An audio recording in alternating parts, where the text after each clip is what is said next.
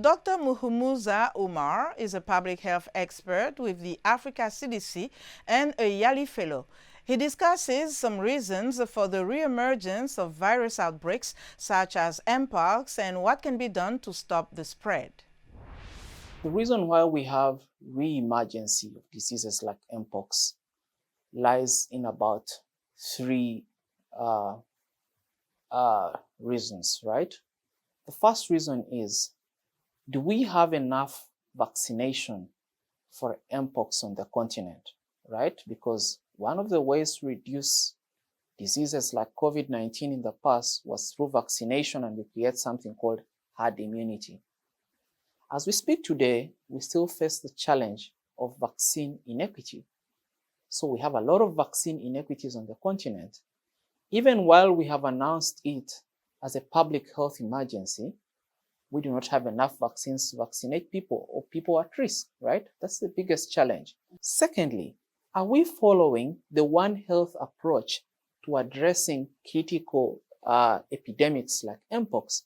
You see, the One Health approach is one that looks at how people engage with animals as well as the environment, right? Now, we have had people encroach onto the natural ecosystem. So when I say encroaching into the natural ecosystem, you have people going into the rainforests, and now they are interacting with potential carriers of the Mpox, the monkeys and the rats, right? So it literally means that we need to employ a One Health approach that looks at both human, environment, and animal health. But then lastly, we need to talk about the question of risk communication. But risk communication is very key, because you recognize that we have Mpox and it's been declared as a public health emergency on the continent and globally.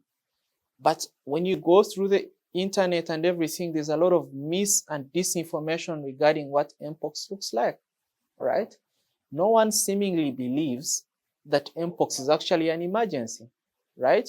And you will have people who will be against the Mpox vaccine like they've been against the previous vaccines like COVID, right?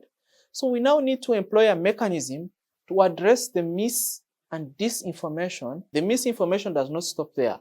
We need to create trust in the system.